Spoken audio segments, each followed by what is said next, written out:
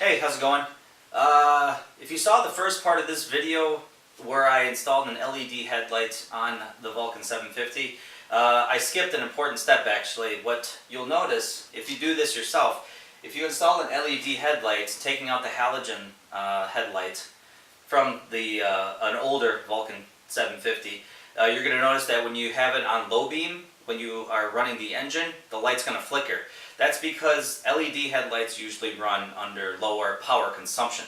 So the old wiring setup cannot run that way. That's why LED headlights are so nice, because they run at lower power. They don't drain the battery as much as a regular halogen light bulb. So what we have to do in order to get rid of that is to actually do some little wire trickery that I found out on the Vulcan 750 forums. So there's a written explanation of this on the forums, and I'm going to show you exactly how to do it. I'm going to credit, I can't think of the guy's username off the top of my head, but I am going to credit him in the description below, so you can actually look at the exact directions on how he did it and stuff like that. But I'm going to show you step by step how this kind of goes. But first, we're going to start out on the right side of the bike, and always don't forget, always disconnect the battery before you're doing any kind of electrical work. On the right side of the bike, you're going to have a side cover right here that's going to expose the reserve lighting unit. That's what we're going to be working on. Normally this is actually silver and it has Vulcan 750 on the side of it, but I spray painted it black. So we're going to take this off. It's just one little screw here.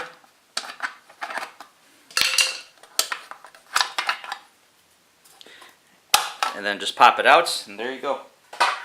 To make sense of all this mess, the important things you're going to note is this. This is the reserve lighting unit. We're going to actually completely be disconnecting this, and we're going to actually take it out because for our current setup, we're not even going to need it. And you're going to see this wire harness coming from the reserve lighting unit, and then this is going to be the main electrical wiring harness as well.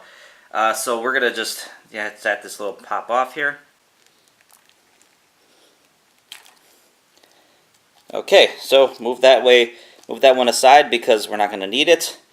And you're going to see kind of like a 6-pin connector here. So looking at this main wiring harness, what we're going to be doing, looking at it from this way, if you're looking at it this way with this tab facing upwards, we are going to be bypassing this wire into this wire. So the bottom left wire and the bottom right wire. Now it's not as simple as you think. It's like taking a wire out and plugging it into the other one. We're going to have to use a jump wire, which I made, and I'll show you how I made it. If you can see here, so the blue wire is the middle one. The blue and yellow wire is going to be the leftmost one. So, and that's going to be on the bottom. Hopefully yours looks the same. If not, I don't know. Okay, so pretty much what I did was I took normal automotive wire. I think this is 14 gauge wire that I got. And then I pretty much cut a short end of it. It's about size of a finger, you don't need anything too big. And then just kind of cut off the end so you got a little bit of exposed wire here. And then you kind of want to flatten this down. You guys know how to wire stuff. What am I talking about? Now, like I said, I'm not a mechanic. I'm not a professional electrician. So this is my way of doing it. Basically, I removed the bottom two blue and blue-yellow wires, the two of them. They're the bottom left and then the center. I took those out completely. I used a pick. Basically what you can use is, like I said, a little pick, kind of to pick inside there to kind of release it, pull it out of the back. And then what I did was, now this is a temporary tape job fix, but I took that 18 gauge wire, I flattened it, and I kind of like spun it a bit. Now obviously the 18 gauge wire is a little bit bigger than this, so long as you kind of slide it in through the little grooves and then tape it down as tight as you can with electrical tape. And then, like I said, this is a temporary fix. I'm going to clean this up, but I just want to show you that it actually works. Alright, so battery's connected. So far it turns on like itself normally. You see it's on low as well. So, no flickering. Looking at the headlight itself, you can see nothing.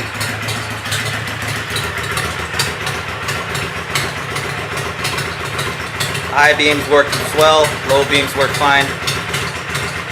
Yeah, I'll say it's a success. I am definitely not an electrician, but I'm glad that worked. This is the reserve lighting unit, the RLU that I showed you earlier. You don't need it anymore with the LED headlight. You don't really need that, so you could just take it out. And like I said, I ran the bike without it even being on, and it's of no detriment to the light itself. So you can actually take it off, sell it on eBay if you want.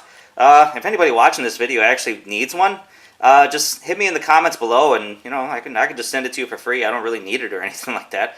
So yeah, what you see is what you're gonna get here. So that's about it for this episode. Like I said, it's not the most professional job, but it's a nice, good, quick fix. The actual terminal connectors, if you wanted to do it kind of more the correct way with actual terminals, those are actually very hard to find. I actually tried looking for some at some of the auto parts stores and stuff, and just didn't have a lot of luck finding it. So that's why I kind of just did the jump wire job that I did, but it works just fine. Make sure it's taped well enough with electrical tape. I didn't show you that part, but I taped it well enough that it wasn't moving.